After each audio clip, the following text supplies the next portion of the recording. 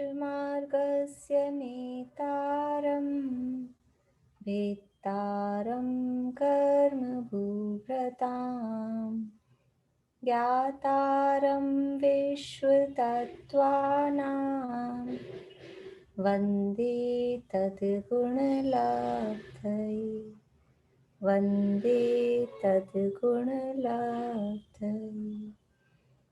मोक्ष मार्ग के नेता एवं कर्म पर्वतों के भेदक और विश्व के सब तत्वों के ज्ञायक चेतन संवेदक सद्गुण आप समान प्राप्त हो यही भावना भाकर देव विनय पूर्वक करूं वंदना बारंबार जिनेश्वर देव बारंबार जिनेश्वर देव।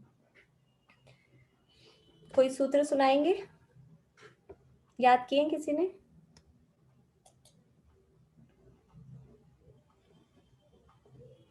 नहीं?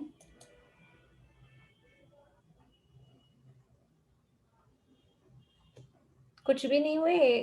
5 7 ऐसा 2 4?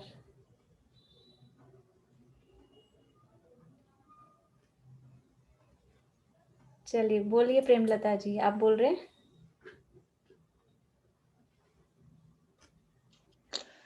देवाश्चतुर्निकायाः आदितस्त्रिषु पीतान्तलेशः दशाष्ट पंच द्वादश कल्पोपन्न द्वादश विकल्पा इंद्र सामानिक त्रयस्त्रिंश पारिषाद्मरक्ष लोकपालानिक प्रकीर्णक अभियोग्य किल विशाचकश। बस इतना याद है। चलिए बढ़िया। हाँ शीला, अभी आगे सुनाएंगे या इतने ही? बोलिए। एक दो और आगे कर सकती हूँ, इतना तो याद है। चलिए 3 नंबर से सुनाइए। दशाष्ट से दशाष्ट पंच द्वादश विकल्पः कल्पोपन्न पर्यन्तः इंद्र सामानिक त्रायस्त्रिश लोकपाल पारिषदात्मरक्ष लोकपाल अनेक प्रकीर्णक अभियोग किल्विषक चैकश है। फिर त्रायस्त्रिंश लोकपाल वर्ज्या व्यंतर ज्योतिष कहा। फिर आएगा पूर्वयोर द्विंद्रिया इंद्रिया नहीं, द्विंद्रा। हाँ। फिर है काय प्रविचारः ऐशानाथ ऐशानाथ। फिर है शेषा स्पर्श रूप शब्द मने प्रविचारा। फिर है परे प्रविचारा। फिर आएगा ये इसके बाद आएगा भवन वासिनो सुर असुर नाग विद्युत सुपर्ण। फिर अग्निवात स्तनित उदधि द्वीप दिक्कुमार है। बढ़िया। इसका आगे ये वाले भी याद है। ये व्यंतरा किन्नर किम पुरुष महोरग गंधर्व यक्ष राक्षस भूत पिशाचा। बस यहाँ तक याद बढ़िया है। बढ़िया। एक जो ये 4 नंबर का सूत्र है ना, इंद्र सामानिक वाला, हाँ, इसको थोड़ा सा देख के आप बोलिएगा, लास्ट में थोड़ी सी गड़बड़ होती है। हाँ, वो किल्विश किल्विशिकाश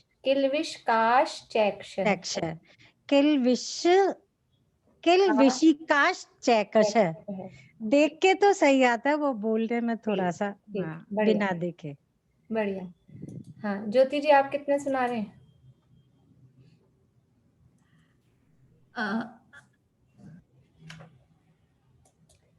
अनम्यूट करिए। याद तो है, थोड़ा भूल जाती हूँ। देवास चतुर्निकाया, दूसरे ही भूल गई। आदितस। आदितस्त्रिषु पीतांतलेश्य दशाष्ट पंच द्वादश विकल्पाय कल्पोपन्ना। चलिए फिर थोड़ा कल पक्का याद करके, कल मैं सुनूंगी जो लोग सुनाना चाहेंगे, जितने भी याद हुए हैं, 5, 7, 10, 11, ठीक है। अब सुनीता आंटी आप सुना रहे, सुनाइए। देवास चतुर्निकाया आदितस्त्रिषु पीतांतलेस्या दशाष्ट पंच द्वादश विकल्पा कल्पोपंत पर्यंता इंद्र सामानिक त्रयस्त्री पारिषद आत्मरक्ष लोक पालनिक प्रकीर्ण काव्योग्य किलविशिका शिक्षा ज्योतिष नहीं त्रयस्त्रिंश। हाँ, त्रयस्त्रिंश लोकपाल वर्जय व्यंतर ज्योतिष का पूर्व योद्वी इंद्रा भवनवासनो सुरनाग विदुत काय प्रविचारा। काय पविचारा आ ऐसानाथ शेषा स्पर्श रूप शब्द मना पविचारा परे आ पविचारा। फिर भवन वासनो सुरनाग विद्युत सुपर्णी वात स्तनित उदरी दीप दिक कुमारा व्यंतर किन्नर किमपुरुष महोरक गंधर्व यक्ष राक्षस भूत पिशाचा ज्योतिष का सूर्य चंद्रमसो ग्रह नक्षत्र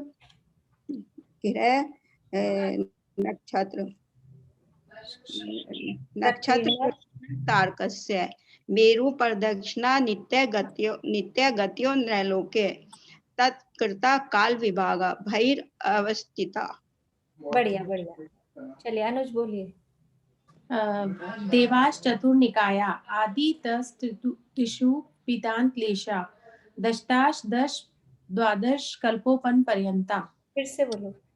देवास दशाष्ट पंच द्वादश विकल्पा कल्पोपन पर्यंता इंद्र सामानिक त्रयस्त्रिंश पारिषद आत्मरक्ष लोकपालानिक प्रकीर्णक काव्योग्य किल विशिष्ट चाश्चः किलविषि काश चैक्षः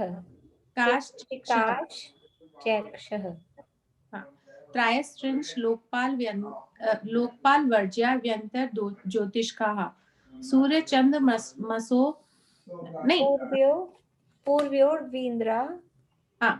द्विन्द्रा काय प्रविचारा आ ऐशानाथ शेषा स्पर्श रूप शब्द मन परे प्रविचारा भवनवासी शेषा स्पर्श रूप शब्द मन है प्रविचारा। फिर परे प्रविचारा भवनवासिनो असुर नाग विद्युत सुपर्ण अग्नि वात स्तनितो दधि द्वीप कुमारा व्यंतर स्तनितो दधि दीप दिक कुमारा। एक एक वो कम हो जाएंगे नहीं तो शब्द। स्तनित उदधि द्वीप दिक कुमारा व्यंतरा किन्नर किमपुरुष महोरक गंधर्व यक्ष राक्षस भूत पिशाचः ज्योतिष्काः सूर्य चंद्रमसो ग्रह नक्षत्र प्रकीर्णक तारकाश्च मेरु प्रदक्षिणा नित्य गत्य नहीं एक मिनट मेरु प्रदक्षिणा नित्य गत्यो निर्लोके तत्कृत काल विभागः बहिर्वस्थितः वैमानिकः कल्पोपन कल्पातीताश्च। बस बढ़िया। देखो एक तो ये जो सूत्र है ना ज्योतिष का, सुनीता आंटी आपने भी ऐसे ही बोला और अनुज ने भी। सूर्य चंद्रमा सौ नहीं है, सूर्या या है, आप लोग देखना उसमें। तो ज्योतिष का सूर्या चंद्रमसौ सूर्या है। और अनुज इसमें तत्कृत काल विभाग नहीं, तत्कृतः विसर्ग है, तत्कृतः काल विभागः। ठीक है, एक आध जगह और ऐसे ही था, एक बार देख के बोलना आप लोग, तो विसर्ग का भी प्रोनाउंसिएशन उसमें आना चाहिए। बाकी बढ़िया है। अब कल सुनेंगे। श्रुतिका सुना रही है? चलिए बोलिए कितने सुना रहे हैं। रश्मि जी आपसे कल सुनेंगे। तीसरे अध्याय के सुनाने। तीसरे अध्याय के, चलिए कितने सुनाएंगे? पूरे? हाँ। चलिए सुनाइए। रत्न शर्करा वालुका अभी जिनको याद नहीं है वो अपना तीसरा अध्याय खोल लें। इनकी गलती देखनी है आप लोगों को, कहाँ गलत बोल रही हैं। बोलिए। रत्न शर्करा वालुका पंक धूम तमो महात्म्य प्रभा भूमियो कनाम्बु वाताकाश प्रतिष्ठा सप्ताह तासु त्रिंशत् पंचविंशति पंचदश त्रि पंचोनेक फिर से तासु त्रिंशत् पंचविंशति पंचदश दश त्रि पंचोनेक नरक सत्सहस्राणि पंचचेव यथा कर्मम नारका नित्या शुभतर लेश्या परिणाम दे वेदना विक्रिया परस्परो दिरि दुःखाः संक्लिष्टा सुरो दिरि दुःखाश प्रार्क चतुर्थ्या देश वेग त्रि सप्त सप्तदश दोबारा वेग त्रि सप्तदश सप्तदश द्वाविंशति त्रैत्रिंशत् सागरोपमा सत्वानां परास्थिति जम्बू दीप लवणो दादय शुभना मानो दीप समुद्राः द्विर द्विर विष्कंभा पूर्व पूर्व परिक्षेपिणो वल्याकृत्य तन्मध्ये मेरु नाभिव्रतो योजन शत सहस्त्र विष्कंभो जम्बूदीपः भरत हेमवत हरि विदय रम्यक हिरण्यवत ऐरावत वर्षः क्षेत्राणि तद विभाजन पूर्व परायता हिमवन माहिमवन निषद नील रुक्मी शिखरिणो वर्षधर पर्वताः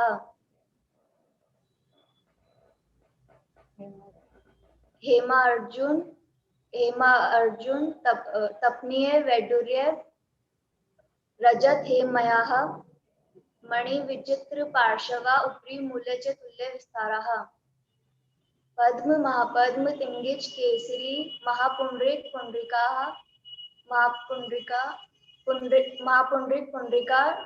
हृदा तेषाम् उपरि प्रथमो योजन सहस्रायामस् तदर्ध विष्कंभो हृदः दश योजनागाः तन्मध्ये योजनं पुष्करं तद द्विगुणा हृदा पुष्कराणि च तन्निवासन्यो देव्य श्री धृति कीर्ति बुद्धि लक्ष्मः पल्योपम स्थितिये स सामानिक पारी शतकः गंगा सिंधु रोहित रोहितास्या हरित कांता सीता सीतोदा नारी नरकांता स्वर्ण रूपे कुला रक्ता रक्तोदा सरित स्तन मध्यगाः दयो द्रयो पूर्व पूर्वगाः शेषास्त्व पर्गाः चतुर्दश नदी सहस्त्र परिवृत्ता गंगा सिंधु वादियो नदः भरतः षट्विंशति पंच योजन शत विस्तारः षट चेकोन विंशति भागयोजनस्य तद द्विगुण विस्तारः वर्षधर वर्षा विदेहांता उत्तर दक्षिण तुल्यः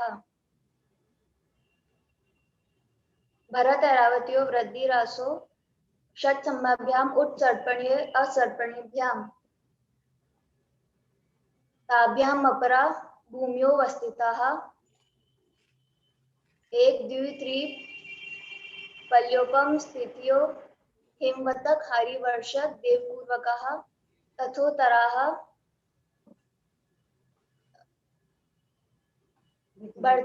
विदेहेषु कालाः भरतस्य विष्कंभो जम्बूदीपस्य नवतिशतभागः द्विर्दात्की खंडे पुष्करार्धे च प्राग मानुषोत्तरान् मनुष्याः आर्यामलिष्ठाश्च भरत ऐरावत विदेहा करम भूमियो अन्यत्र देवकुरु उत्तरकुरुभ्यः नरस्थिति परावरे पल्योपमांतर मूर्ते त्रियग योनि जानाम च। बढ़िया, बहुत अच्छा, बहुत बढ़िया। बढ़िया। चलिए अभी अब आप लोग कल सुनूंगी मैं, तीसरे अध्याय सुनाना चाहें, चौथा अध्याय सुनाना चाहें, सुनेंगे। अभी अपन अब चालू करते हैं अपनी आगे की बात। हमारी चर्चा चल रही है ज्योतिष लोक के संबंध में, ज्योतिष देवों के संबंध में। ज्योतिष देवों का स्थान कहाँ है? ये मध्य लोक में। मध्य लोक में कहाँ से कहाँ तक ज्योतिष देवों का स्थान पाया जाता है? कि मध्य लोक में भूमि से, पृथ्वी से 790 योजन से लेके 900 योजन के बीच में ये ज्योतिष देव पाए जाते हैं। इतने ही एरिया में इनका स्थान होता है। और ये ज्योतिष देव 5 प्रकार के हैं: सूर्य, चंद्रमा, ग्रह, नक्षत्र और तारे। ऐसे 5 प्रकार के ज्योतिष देव हैं। और इनमें जो चंद्रमा है वो इंद्र होता है, और उस इंद्र के परिवार में ये पांचों, मतलब इस सहित, चंद्रमा सहित ये 5 होते हैं। एक चंद्रमा के परिवार में, एक चंद्रमा के परिवार में क्या क्या होता है? आशा आंटी बोलिए, अनम्यूट कर लीजिए, अनम्यूट कर लीजिए आशा आंटी। हाँ, एक तो सूर्य और 88 ग्रह, 88 ग्रह, 28 नक्षत्र और 75 कोड़ा कोड़ी तारे। नहीं, तो अंत से 66,000 66,000 भी नहीं, 66,000, अच्छा 66,975 कोड़ा कोड़ी तारे। हाँ बढ़िया। बोले वीणा भाभी, बोलिए कोटा वाले, तारे कितने एक चंद्रमा के परिवार में? अरे 66,975 कोड़ा कोड़ी। हाँ, और ग्रह? ग्रह है 88, नक्षत्र है 28, एक सूर्य। बढ़िया। तो एक चंद्रमा के परिवार में एक तो चंद्रमा है ही इंद्र, एक सूर्य प्रतीन्द्र, और 88 ग्रह, 28 नक्षत्र और 66,975 कोड़ा कोड़ी। एक भी अगर अपन ने उसकी संख्या कम ज्यादा कर दी तो सारा मामला गड़बड़ हो जाता है। अकेला 66,975 बोल दिया, कोड़ा कोड़ी नहीं बोला, तो अकेला 75 बोल दिया, अकेला 66,000 बोल दिया, तो संख्या सही नहीं रहेगी। इतने ये 66,975 कोड़ा कोड़ी एक चंद्रमा के परिवार में है। हमने एक दिन देखा था ढाई द्वीप में कितने सूर्य और कितने चंद्रमा हैं। ढाई द्वीप में क्या क्या आता है? जम्बू द्वीप, लवण समुद्र, फिर धातकी खंड द्वीप, कालोदधी समुद्र और आधा पुष्कर द्वीप। ये ढाई द्वीप में है। ज्योति जी कुछ पूछना है? तो ये ढाई द्वीप में है। और इस ढाई द्वीप में कितने सूर्य चंद्र हैं? तो सबसे पहले जम्बू द्वीप में कितने हैं? आप लोग इशारे से बता दीजिए तो मैं देख लूंगी। जम्बू द्वीप में दो चंद्रमा हैं। तो चंद्रमा 2 हैं तो सूर्य भी कितने हो जाएंगे? 2।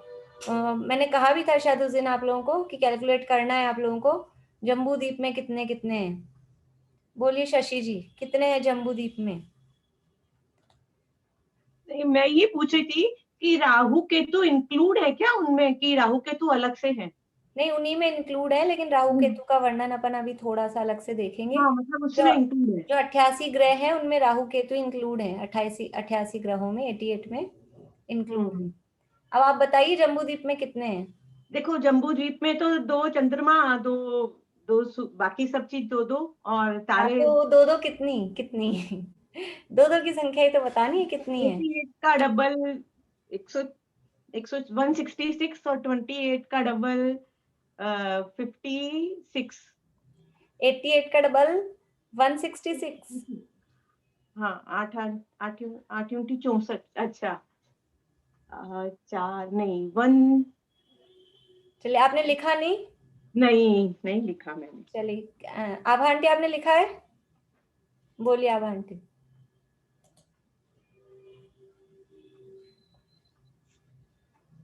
दो चंद्रमा, 2 सूर्य, 176 ग्रह, 56 नक्षत्र और तारे 1,33,950।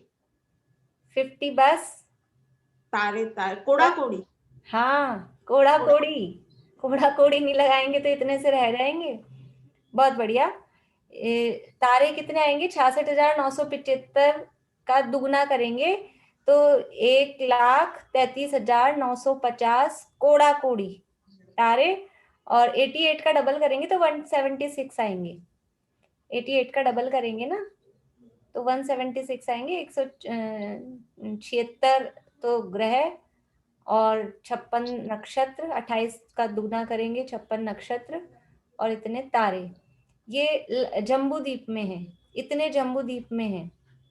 तो ये तो ग्रंथों में, शास्त्रों में पूरा कैलकुलेशन निकाला है। जिनको इंटरेस्ट हो, मैं यहाँ नहीं करूंगी सारा, लेकिन मैं आपको तरीका बताती हूँ। अब भरत क्षेत्र के हिस्से में कितने तारे आएंगे, भरत क्षेत्र में कितने तारे हैं, तो पूरे जम्बू द्वीप में कितने तारे हैं? 1,33,950 कोड़ा कोड़ी पूरे जम्बू द्वीप में है। और भरत क्षेत्र है जम्बू द्वीप का 190वां भाग। अपन ने जैसे भरत क्षेत्र का निकाला था ना, 1,00,000 को डिवाइडेड बाय 190, 1,00,000 को 190 से डिवाइड किया था। भरतस्य विष्कम्भो जम्बू द्वीपस्य नवतिशत भाग, ये सूत्र था। तो 1,00,000 में 190 का भाग दिया था तो 526 सही 6/19 योजन वो भरत क्षेत्र का एरिया आया था। ऐसे ही पूरे जम्बू द्वीप में तारे इतने हैं 1,33,950 कोड़ा कोड़ी। अब उसमें 190 का भाग दे दें तो वो जितने आ जाएंगे वो सारे भरत क्षेत्र के हिस्से के तारे हो जाएंगे।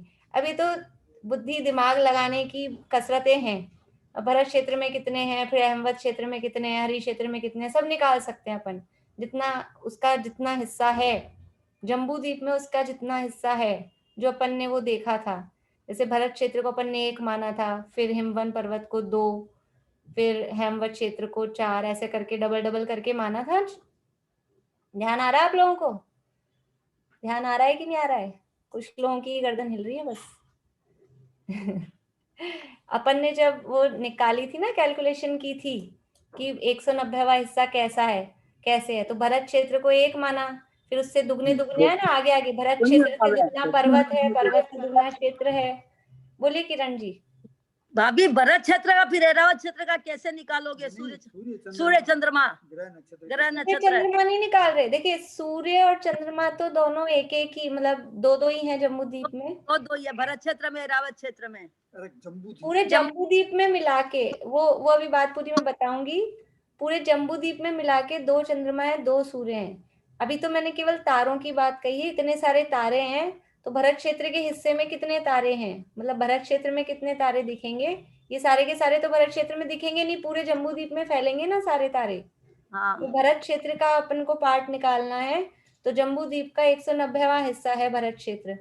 तो जितने सारे तारे हैं उनमें 190 का भाग देंगे तो भरत क्षेत्र का हिस्सा अपने को निकल के आ जाएगा। ऐसे एक एक की अलग अलग कैलकुलेशन की है शास्त्रों में ऐसे, वो इसीलिए इतने बड़े बड़े पूरे शास्त्र बने हुए हैं। अब अपने को इच्छा हो, रुचि हो तो उन शास्त्रों को भी पढ़ें, नहीं तो खुद कैलकुलेट करें एक किस तरह से कैसे होता है। देखिए ये सूर्य और चंद्रमा क्या है, जम्बू द्वीप में 2 हैं, 2 सूर्य हैं, 2 चंद्रमा हैं जम्बू द्वीप में। तो ये दोनों के दोनों कैसे रहते हैं, दोनों आमने सामने होते हैं हमेशा।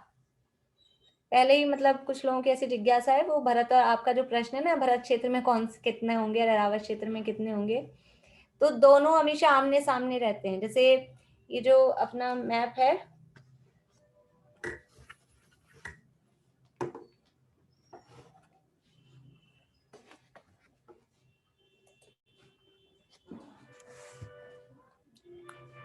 जैसे ये जम्बू द्वीप है, ये बीच में सुमेरु पर्वत है,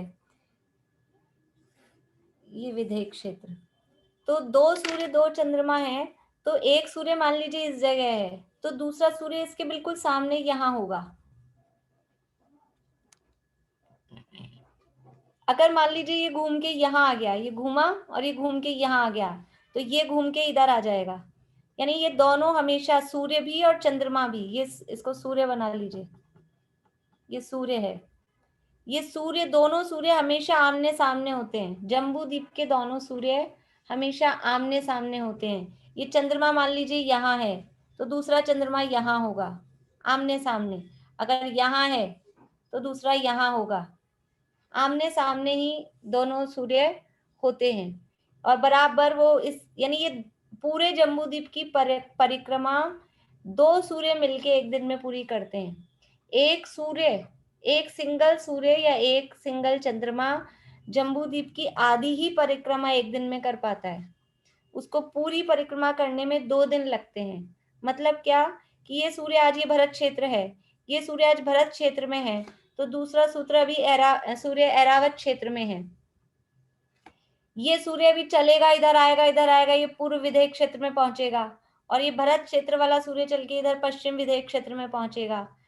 फिर ये चल के जब ये अपने यहाँ जो आज सूर्य है ना, ये सूर्य कल जाके पहुंचेगा ऐरावत क्षेत्र में और ऐरावत क्षेत्र वाला सूर्य कल अपने आ जाएगा भरत क्षेत्र में।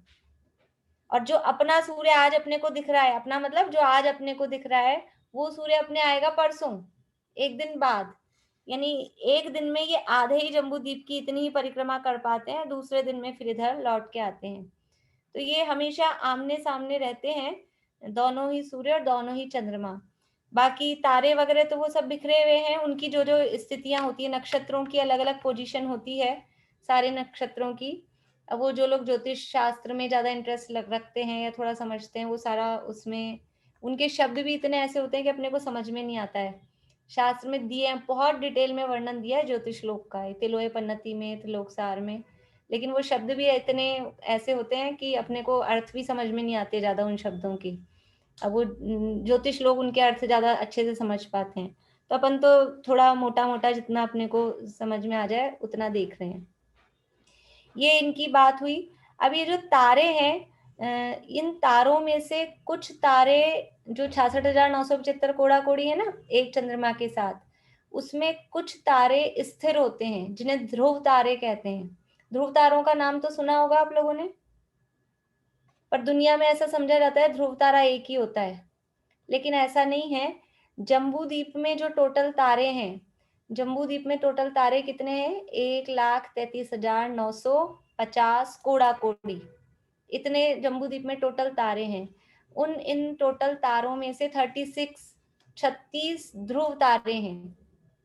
जम्बूद्वीप में 36 ध्रुव तारे हैं। लिख लीजिए आप लोग ध्रुव तारों की संख्या।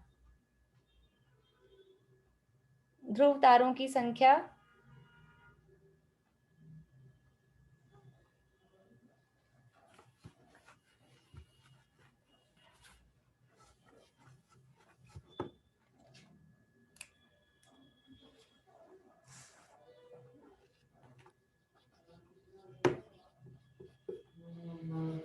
ध्रुव तारे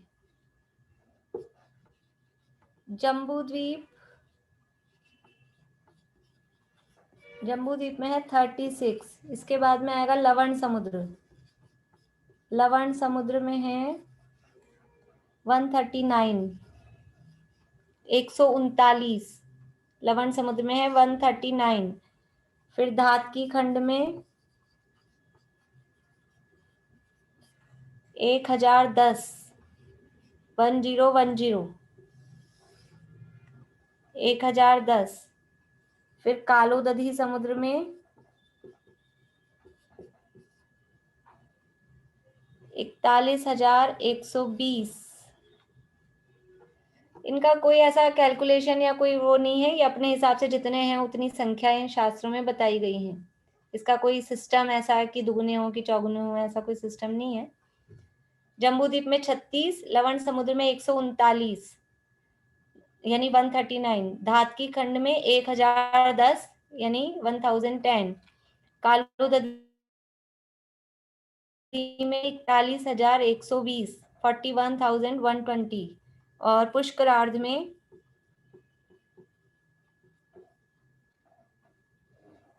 53,230 53,230 53,230। ये 2.5 द्वीप में ध्रुव तारों की संख्या। ये स्थिर है, ये घूमते नहीं हैं, जो अपनी जगह जहां हैं वहीं रहते हैं। इनके अलावा जितने तारे हैं वो सारे अस्थिर तारे या घूमने वाले तारे कहे जाते हैं। इनका टोटल करेंगे तो आ जाएगा 95,535। ढाई द्वीप में।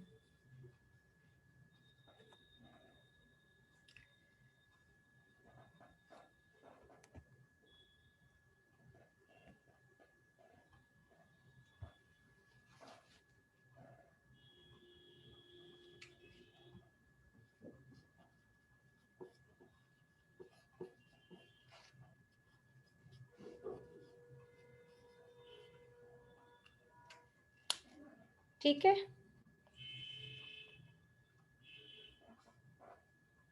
अब ये अपन ने जो ग्रहों की और नक्षत्रों की स्थिति देखी है, एक्चुअल में ये जो लिखा जैसे 790 योजन पे तारे, तो वो तारे वहां से स्टार्ट हो जाते हैं, इसलिए 790 योजन पे तारे कहा, फिर 800 योजन पे सूर्य, 880 योजन पे चंद्रमा, और 884 योजन पे क्या बताया है, 884 योजन पे नक्षत्र।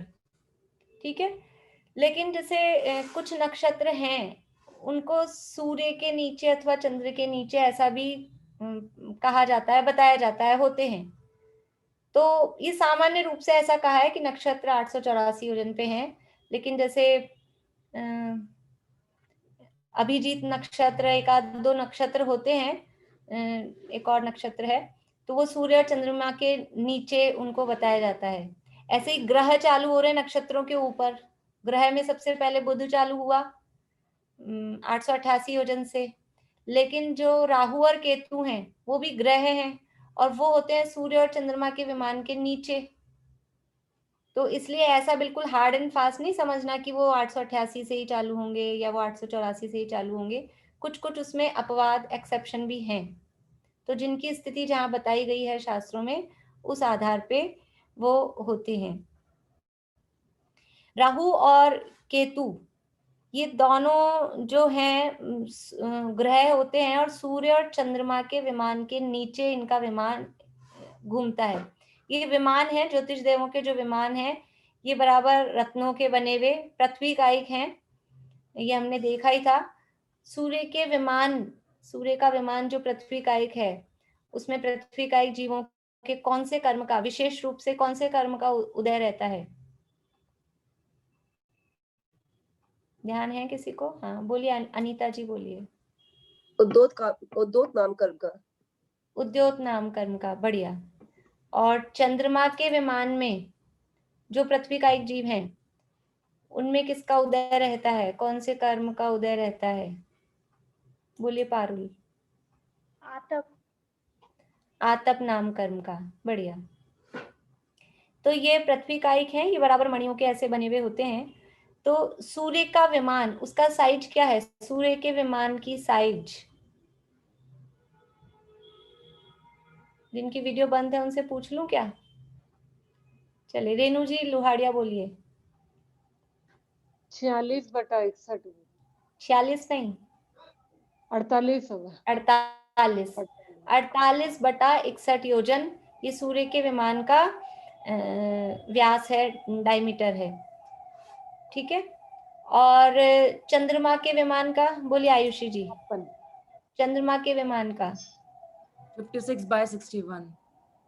56/61, 56/61 योजन। अभी जो राहु और केतु हैं, देखिए सूर्य के नीचे होता है केतु का विमान, ये ग्रह हैं। सूर्य के नीचे केतु का विमान और चंद्रमा के नीचे राहु का विमान।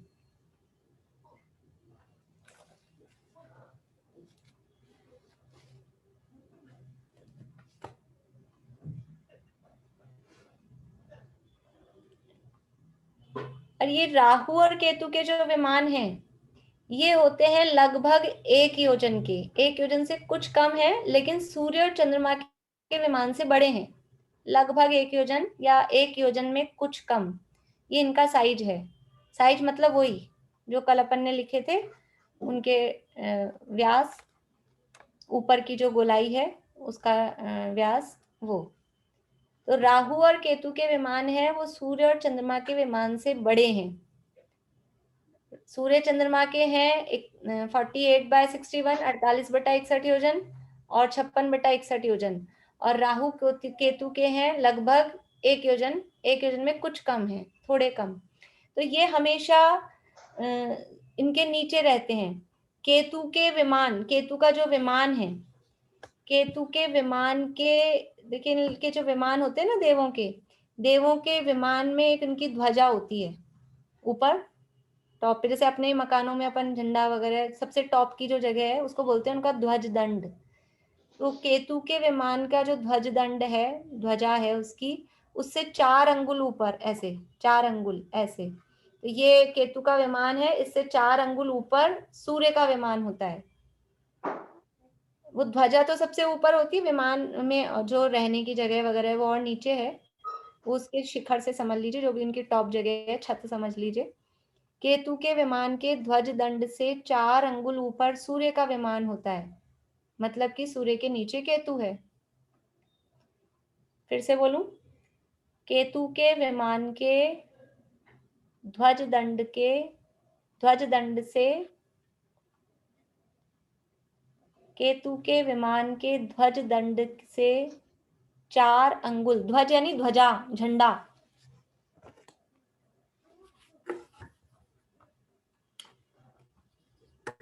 ध्वज दंड, दंड यानी डंडा, झंडे का जो डंडा है वो ध्वज दंड से 4 अंगुल ऊपर सूर्य का विमान होता है। और ऐसे सेम टू सेम राहु के विमान से 4 अंगुल ऊपर, राहु के विमान के ध्वज दंड से 4 अंगुल ऊपर चंद्रमा का विमान होता है।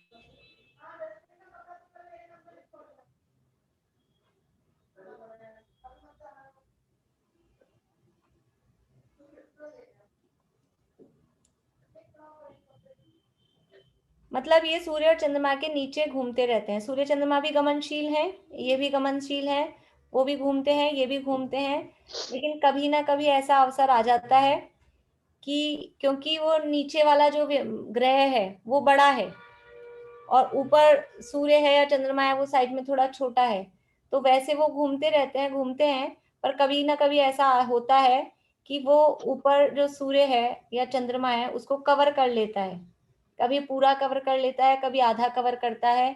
इसके कारण वो चंद्र ग्रहण और सूर्य ग्रहण जो ग्रहण पड़ते हैं वो ये इनके कारण होते हैं। इनकी डिटेल काफी है, अपन बस इतना मोटा मोटा समझ लें वो कैसे कैसे चलते हैं, कैसे कैसे आते हैं, वो बहुत सारी डिटेल है, उसमें गणित बहुत है, हिसाब किताब बहुत है।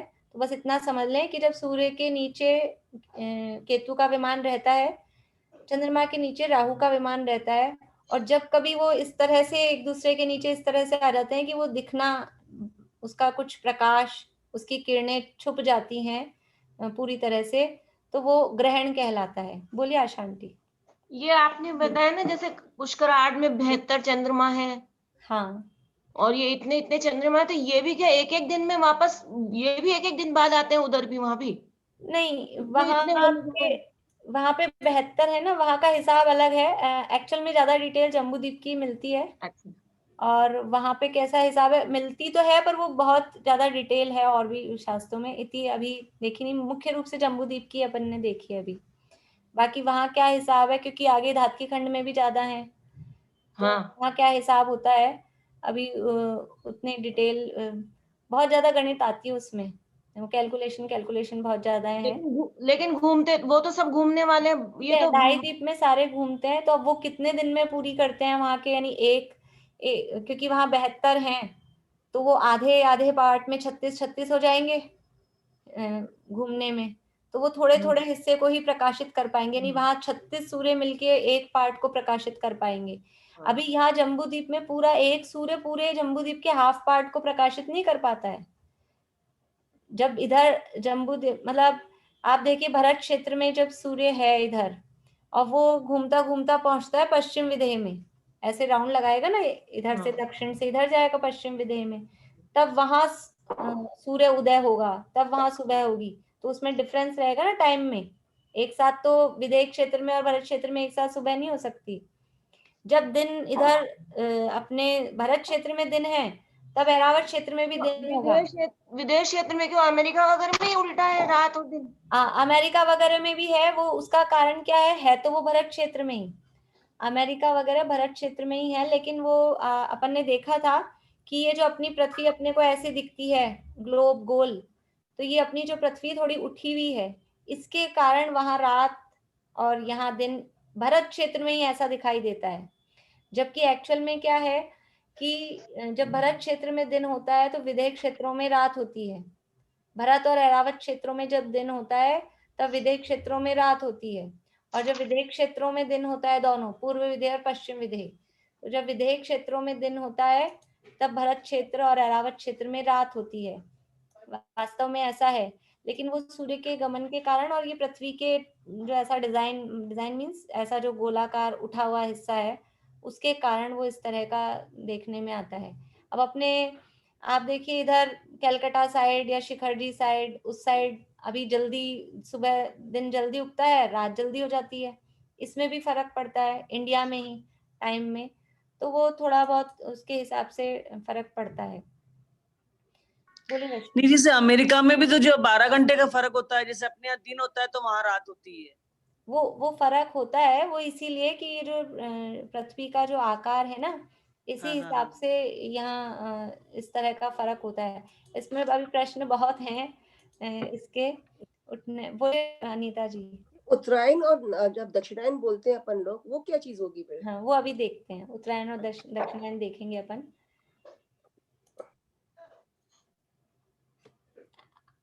हाँ शांति बोलिए। जो बाहर, जो इससे 2.5 द्वीप से जो बाहर स्थित है, हाँ, सूर्य चंद्रमा, तो वो साथ ही चमकते हैं, सूर्य भी और चंद्रमा भी। देखिए वो वहां का हिसाब किताब अलग है, अपन थोड़ा बहुत देखेंगे भी आगे बढ़ेंगे जब, क्योंकि वो बहुत उनके बीच में गैप है ना, कितने कितनी दूरी पर है, वो एरिया बहुत बड़ा बड़ा है। और वहाँ ऐसे हैं कि कुछ जिस जगह सूर्य है वहां हमेशा दिन ही रहता है 2.5 द्वीप के बाहर वाली जगहों पे, और जिन जगह सूर्य नहीं है उन जगह अंधेरा ही रहता है, रात जैसी स्थिति रहती है। बहुत सारे एरिया ऐसे हैं क्योंकि वहां के सूर्य चांद भ्रमण नहीं करते, वो बहिरावस्थिता है, वो स्थित रहते हैं।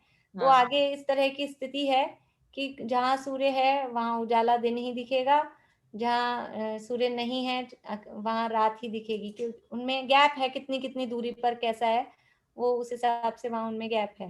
बोलिए पारुल। भाभी 2.5 द्वीप के बाहर तो जगन्य भोग भूमि है, तो वहां तो कल्प वृक्ष है, तो उनकी तो रोशनी रहेगी। हाँ, कल्प वृक्षों की रहेगी, लेकिन उसके बाद भी कुछ जो समुद्र वगैरह का एरिया होता है ना, वहां पे बताया गया है शास्त्रों में कि कुछ जगह ऐसे अंधकार की जैसी स्थिति भी रहती है वहां पर। ऐसा बड़े एरिया बढ़ता जाता है ना, बढ़ता जाता है। अभी अपने को तो 1 लाख योजन का जम्बू द्वीप है, फिर डबल डबल डबल एरिया बढ़ता जा रहा है, तो कितने कितने दुगने दुगने सूर्य चंद्रमा आगे के द्वीप समुद्रों में, यानी स्वयंभू रमण समुद्र तक पहुंचते पहुंचते असंख्यात सूर्य असंख्यात चंद्रमा, करोड़ों सूर्य चंद्रमा तो नंदीश्वर द्वीप में है। कोटि शशि भानुदुति तेज छिप जात है, वहां जो पूजन में लाइन है ना, करोड़ों सूर्य और चंद्रमाओं का तेज छुप जाता है, तो वहां करोड़ों सूर्य चंद्रमा है नंदीश्वर द्वीप में, 8वें में ही, क्योंकि मल्टीप्लाई होते जाएंगे आगे आगे के द्वीप समुद्रों में, तो वहां तक पहुंचते पहुंचते करोड़ हो जाएंगे। बहुत सारे सूर्य चंद्रमा होते हैं। बोलिए रजनी जी। अभी एक्चुअल में अपनी बात पूरी नहीं हुई, इसलिए प्रश्न आपके उठ रहे हैं, वन बहुत स्लो चल पाते हैं। बोलिए रजनी जी मुंबई। हाँ। नहीं, ये तारे और सूर्य में 1 योजन का ही फर्क है डिस्टेंस में, 790 और 800, मतलब 10 योजन का फर्क है। हाँ। तो लेकिन आपने कहा कि ना राहु केतु खाली 4-4 अंगुल नीचे है, तो हाँ। मतलब कि ये सूर्य के भी ऊपर चले गए ग्रह, जो कि ग्रह का बताते हैं कि 888 योजन पे होता है। सूर्य के ऊपर कहाँ गए, सूर्य के नीचे है ना। अगर चंद्रमा नहीं, अगर तारे के नीचे केतु आ गया तो वो सूर्य के ऊपर हो गया ना केतु। तो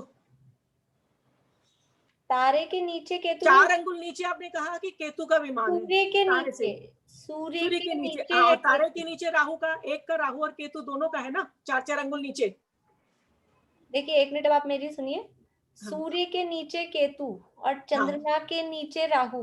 हाँ, तो राहु वापस आ गया ना ऊपर, सूर्य के ऊपर हो गया ना राहु। तो ऊपर कहाँ, नीचे तो बोल रहे हैं हम, सूर्य नहीं, पर नीचे है। सूर्य सबसे ऊपर, सूर्य चंद्रमा है सबसे नीचे, सॉरी चंद्रमा है नीचे का ही बता रही हूँ, सॉरी गलत बोल दिया, सबसे नीचे चंद्रमा है 790 योजन में, और 800 सबसे योजन नीचे, पे सबसे नीचे सूर्य है। चंद्रमा नहीं है, सबसे नीचे तो तारे हैं 700। हाँ तारे, और उसके बाद है ना सूर्य है, तो मतलब कि ग्रह जो है और भी नीचे आ गए, तारों से भी नीचे, मतलब नहीं 4 अंगुल, 4 तो अंगुल इसको नीचे आ गए। होता है।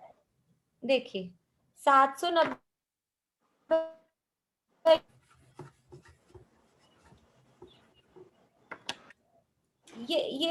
ये 790 योजन पे यहाँ तारे हैं। हाँ। और ये 800 योजन पे सूर्य है। तो ये हाँ। 10 योजन का गैप है, 10 योजन का। और ये हाँ। जो राहु केतु ये केवल 4 अंगुल नीचे हैं। हाँ, तो इतना सा नीचे 4 अंगुल, ये तारे इस जगह हैं, ये तारे यहाँ हैं। हाँ। और सूर्य यहाँ है, और हाँ। तारे यहाँ हैं, और वो राहु केतु यहाँ है। तो ये तारे तो नीचे ही हैं, राहु केतु यहाँ है। तो मतलब जो ये 888 योजन बोला जा रहा है, तो उससे तो काफी नीचे से ग्रह चालू हो गए ना। हाँ, उससे नीचे वो ग्रह में बस ये राहु केतु का ही नाम आता है इतने नीचे, बाकी के फिर सारे ऊपर हैं, इसलिए वहां पे उनको बता दिया गया। ग्रह और नक्षत्र में फर्क क्या हुआ? अब ऐसा, नक्षत्र किसको कहते हैं और ग्रह किसको कहते हैं? फिर ग्रह तो प्लैनेट्स हो गए, नक्षत्र क्या हुआ? नक्षत्रों को ये नाम ही है इनके डिफरेंस। अब ऐसे क्या डिफरेंस है वो ऐसा देखने में नहीं आया, और मैं देखूंगी कि इनमें बेसिकली क्या डिफरेंस नक्षत्र तो एक्चुअली पूरे सौर मंडल को अपने कहते हैं, कि पूरा सौर मंडल उसको नक्षत्र कहते हैं।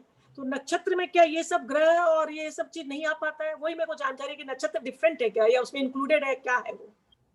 लेकिन नाम है। जैसे अब आप ऐसे कहेंगे कि भवनवासी देवों के 10 प्रकार बताए, असुर कुमार, नाग कुमार, सुपर्ण कुमार। ऐसे ही ज्योतिष देवों के 5 टाइप्स हैं। तो ये उनके नाम है, उनमें डिफरेंस क्या होता है, उनकी जो भी समझ लीजिए इनकी संख्या में डिफरेंस है, इनके नाम में डिफरेंस है, उनमें रहने वाले देवों के कर्म, जो जिस जगह उत्पन्न होता है उसके उस तरह का कर्म का उदय होता है। 148 प्रकृतियों में नाम नहीं मिलेगा ऐसा, लेकिन नहीं ज्योति भाभी, वो ऐसा था कि अपने को तारे भी दिखते हैं, सूर्य भी दिखता है, चंद्रमा भी दिखता है, ग्रहों का भी अपने को मालूम पड़ता है।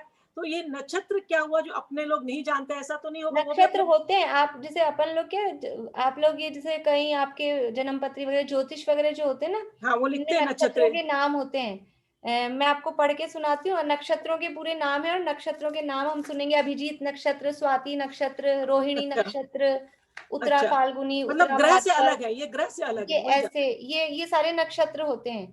तो उनके आधार पे अभी कौन सा नक्षत्र चल रहा है, वही मैंने आपको शुरू में कहा था ना, इनके ऐसे शब्द हैं, इस नक्षत्र का भुक्ति काल। और अब वो शब्द ही ऐसे हैं कि अपने को भुक्ति काल शब्द का अर्थ समझ में नहीं आता है। नहीं सही समझ, वो ऐसे ऐसे शब्द उसमें दिए हैं, तो वो है तो कुछ भी उसमें बोलो, बोल तो वो है चीज अलग। 28 बोले किरण जी। ये सूर्य और चंद्रमा जम्मू द्वीप की परिक्रमा करते हैं, सुमेरु पर्वत की परिक्रमा करते हैं?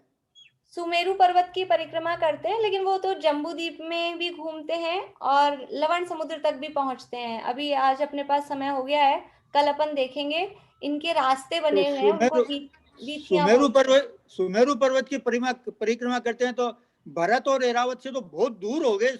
हाँ, दूर हो गए, लेकिन कहते यही हैं कि सुमेरु पर्वत की प्रदक्षिणा कर रहे हैं, क्योंकि जम्बू द्वीप के अंदर रह के भी करते हैं और जम्बू द्वीप के आउटर भी पहुंच जाते हैं परिक्रमा करते करते।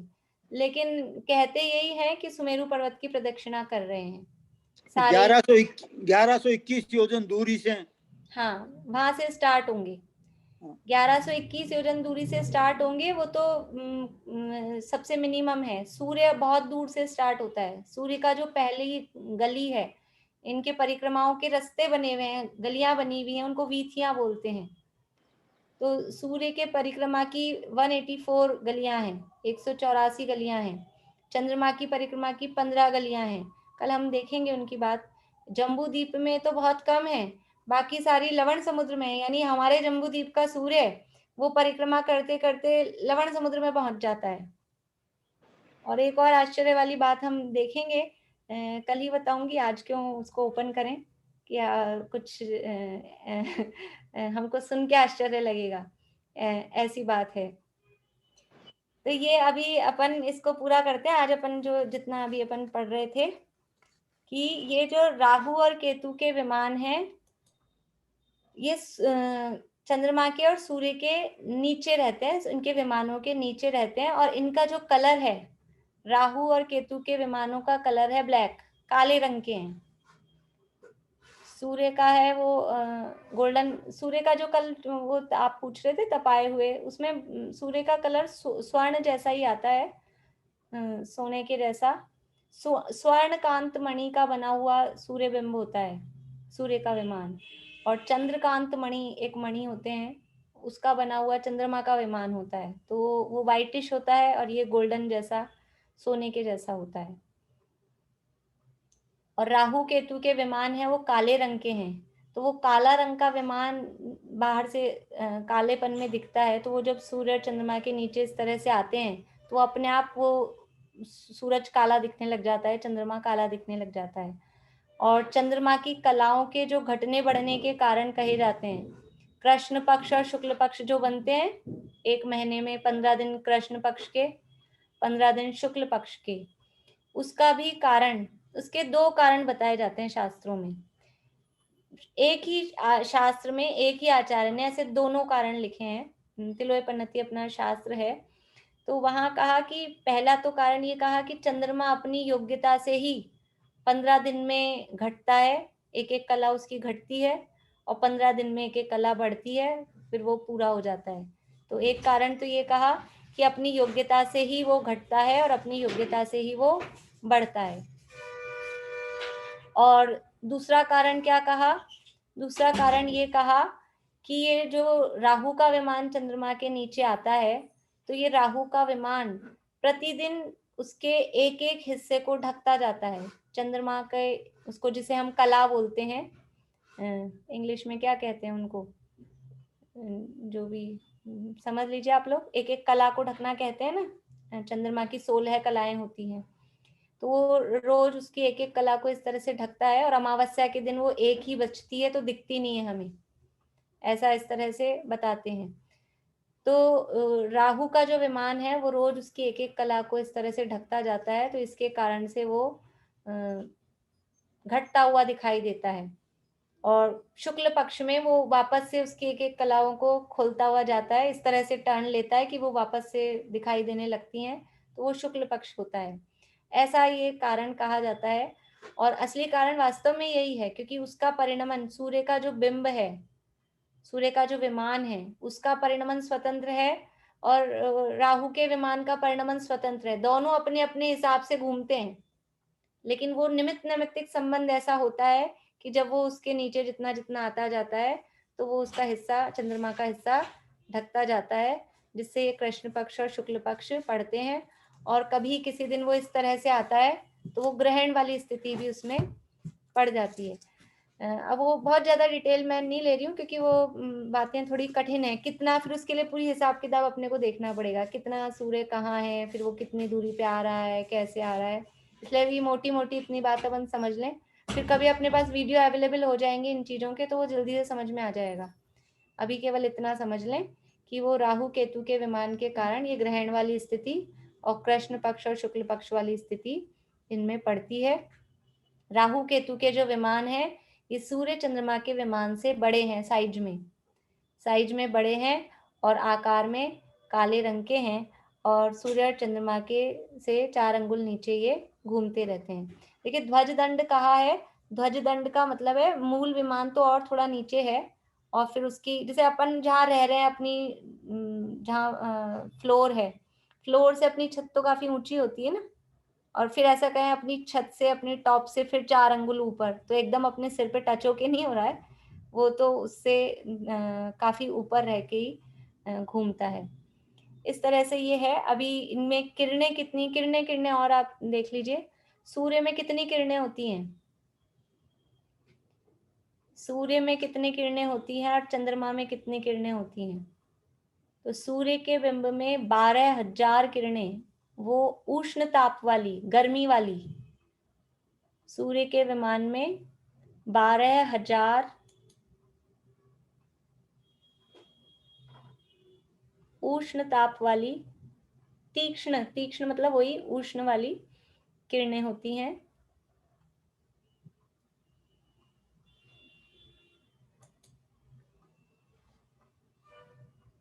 और चंद्रमा के विमान में भी वही 12,000, लेकिन वो शीतल रूप, 12,000 शीतल किरणें होती हैं।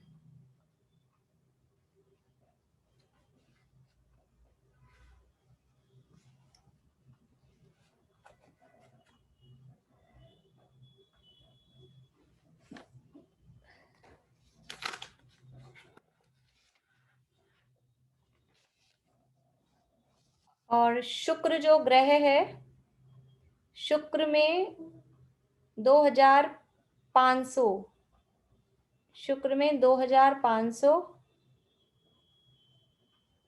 तीक्ष्ण किरणें होती हैं शुक्र की भी। बस ये 3 की किरणों की नंबर संख्या अपने को मिलती है। सूर्य की 12,000, चंद्रमा की 12,000, शुक्र की 2,500, 2,500। भाभी आपने क्या बोला, कितने मतलब तेज किरणें होती हैं? तीक्ष्ण, हाँ तीक्ष्ण मतलब वो उष्ण वाली तीक्ष्ण होती हैं शुक्र की भी। सूर्य की और शुक्र की वो तीक्ष्ण किरणें हैं और चंद्रमा की शीतल किरणें हैं। बोलिए मधु जी। किरणें तो कहते हैं ना महीने के हिसाब से घटती बढ़ती है। सूर्य की किरणें कभी 1,600 होती है, कभी 15,000 होती है, कभी 14,000। ऐसे नहीं है? ऐसा नहीं है। जैसे आसोज में कहते किरणें सूर्य की पड़ती है। नहीं, किरणें उतनी है, ऐसा 12,000 नहीं है? ही है। नहीं, किरणें हमेशा ही 12,000 ही हैं। महीने के हिसाब से किरणें कम नहीं होती हैं। महीने के हिसाब से वो ठंड हम देखेंगे, हो सकता है कल ही अपन देखें सर्दी क्यों बढ़ रही है, गर्मी क्यों बढ़ रही है, इसका भी कारण क्या है। ये सूर्य के गमन के आधार पर ही सर्दी गर्मी के बढ़ने का कारण होता है। वो जो अपन इसकी गलियां देखेंगे, हो सकता है कल तक वो बात आ जाए तो अपन वो देखेंगे। ठीक। तो ये 3 की अपने को किरणों की संख्या मिलती है, सूर्य की, चंद्रमा की और शुक्र की। बाकी जो शेष जितने भी ज्योतिष विमान हैं उनकी संख्या नहीं मिलती है, उनकी मंद प्रकाश रूप किरणें होती हैं। बस इतना मिलता है कि शेष जो भी ज्योतिष विमान हैं उनकी मंद प्रकाश रूप किरणें हैं।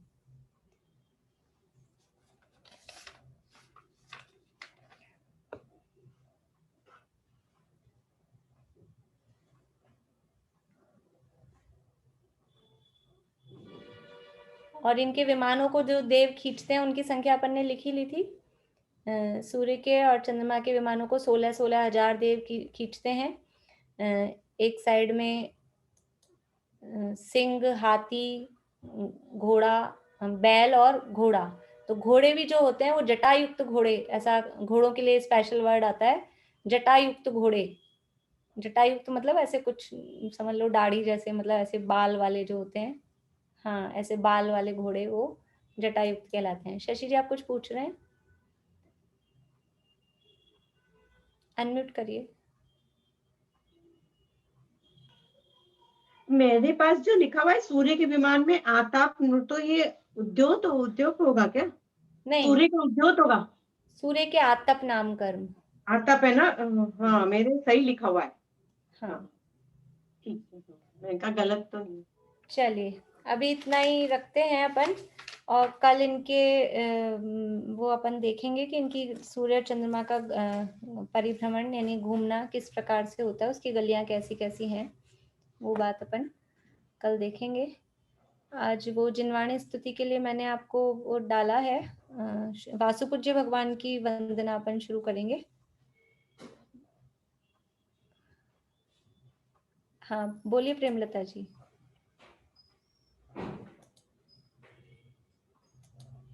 अनम्यूट करिए, आवाज नहीं आ रही। हाँ ये आपने बताया था पृथ्वी तल से 790 योजन ऊपर तारा है, इस तरह से सब है, ऊपर ऊपर है। और आगे इसमें बुक में लिखा हुआ है इस तरह 110 योजन की मोटाई में सब ज्योतिषी देव रहते हैं। तो ये इधर मोटाई आ गई, उधर ऊंचाई आ गई।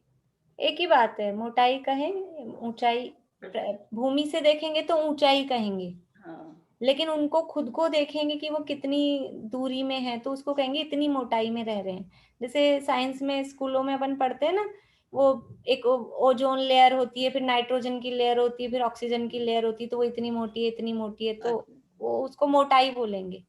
मतलब उनकी खुद की तरफ से देखेंगे तो वो 790 से 900 योजन की मोटाई में मोटाई शब्द भी उसको ऊंचाई के लिए ही यूज लेते हैं, वो एक ही बात। बोलिए परिधि जी। भाभी फिर इनका जो ज्योतिष देवों का जो अपन अस्तित्व मानेंगे वो उधर लोक में नहीं है, वो मध्य लोक में मानेंगे। हाँ, मध्य लोक में ही है। तो उनकी स्पेस खाली पड़ी ऊपर? नहीं, उनकी स्पेस है ही नहीं वहां, उनके लिए जगह ही नहीं है वहां पर, यही है उनकी जगह। अच्छा। और एक तरह से देखो, जैन धर्म है ना, वो स्यादवादी दर्शन है, तो किसी अपेक्षा से हम देखें तो ये ऊर्ध्वलोक ही है। देखो, लोक को तीन भागों में बांटा, मध्य लोक, ऊर्ध्वलोक, अधोलोक। तो टोटल लोक है 14 राजू का, 14 राजू का पूरा लोक है, उसमें से 7 राजू का तो है अधोलोक, और 7 राजू का ही कहते हैं ऊर्ध्वलोक। मध्य लोक के लिए कोई ज्यादा, मध्य लोक कितना है कि जितना सुमेरु पर्वत है, 1 लाख योजन, तो वो मध्य लोक वाला हिस्सा भी एक्चुअल में वो उसमें ऊर्ध्वलोक में जब काउंट करते हैं तो उसी में काउंट कर लेते हैं। तो ये जो ऊपर का हिस्सा है, किसी अपेक्षा से कहें तो वो ऊर्ध्वलोक का ही हिस्सा है, लेकिन फिर भी देखा जाए तो ऊर्ध्वलोक वो सुमेरु पर्वत की चूलिका से के ऊपर से स्टार्ट होता है, जहाँ वैमानिक देव रहते हैं। तो ये वैमानिक देवों वाले हिस्से में नहीं रहते, हमारी तरफ से देखा जाए तो ये मध्य लोक ही है, इसलिए मध्य लोक में ही कहते हैं।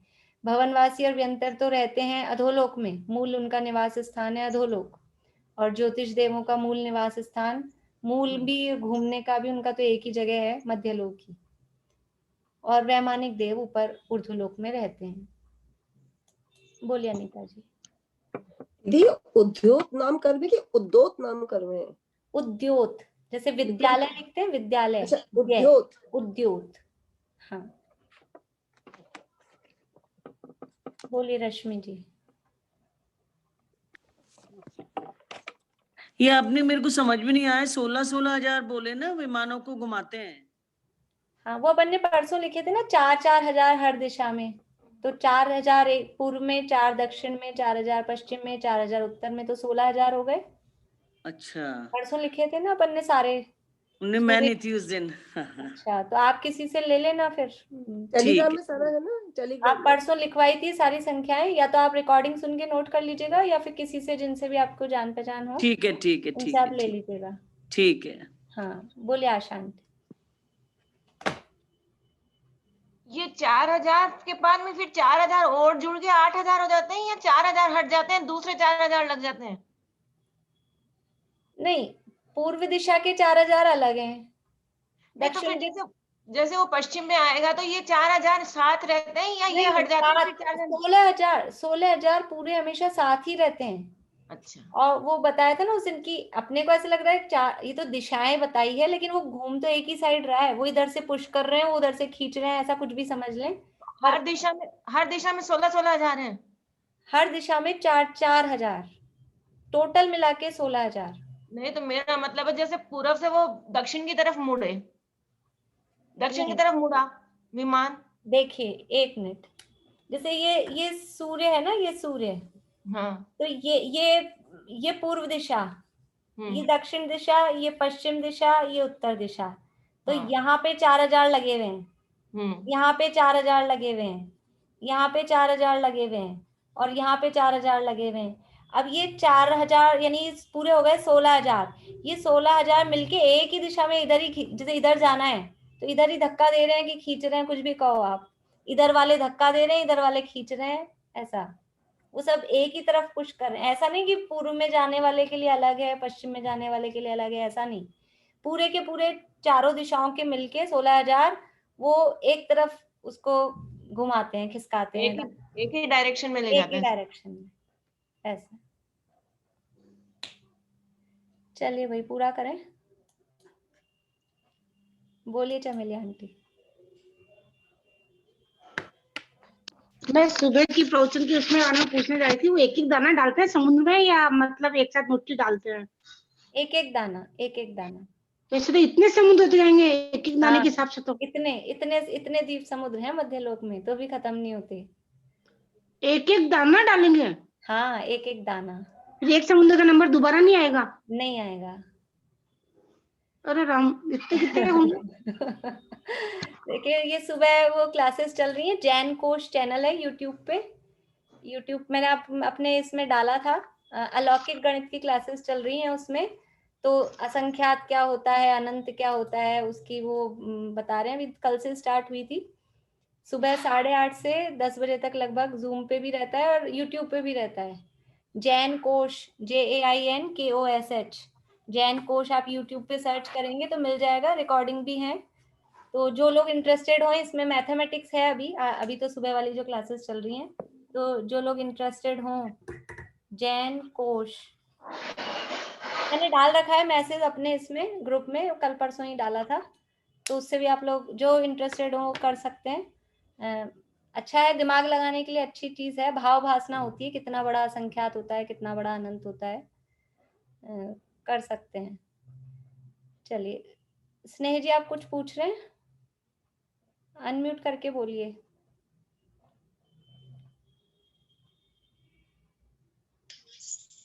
ये जैसे आपने उनका सूर्य और चंद्रमा का बताया था ना, हाँ, इनका इसी तरह तारों का और इनका भी तो होता है ना, ग्रहों का भी। क्या चीज? जो ये इनको विमान को जो खींचते हैं, ये हाँ, सबके योग जाति लिखाए के थे तो ना, सबके लिखाए थे ना, 4000 भी हैं टोटल मिला के। नहीं, वो तो आपने सूर्य चंद्रमा के लिखवाए थे। अच्छा, औरों के नहीं लिखाए, रह गए थे क्या सबके? औरों के नहीं लिखवाए थे। अच्छा, ग्रहों के और तारों के, नक्षत्रों के, इनके भी तो सबके हैं, मुझे ध्यान नहीं रहा। आप लोग कल को ये हैंड रेस करके स्टार्टिंग में मुझे बता देना, तो फिर कल लिखवा दूंगी। आज बहुत टाइम हो गया, 15 मिनट ओवर हो गए हैं, है ना?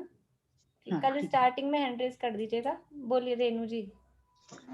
केवल शुक्र ग्रह गर्म होता है, बाकी सब ठंडे होते हैं।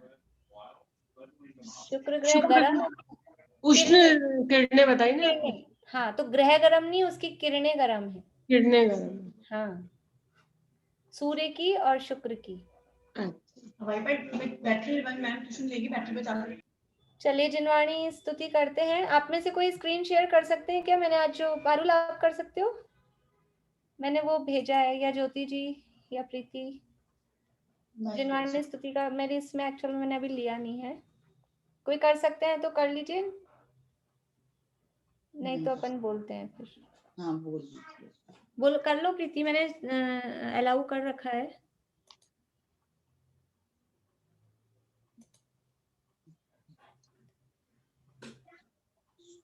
बाकी आप लोग अपने मोबाइल में खोल सकते हैं वीडियो ऑफ करके। निज आत्मा के भान बिन सुख मान कर रति राग, सारा जगत नित जल रहा है वासना की आग में।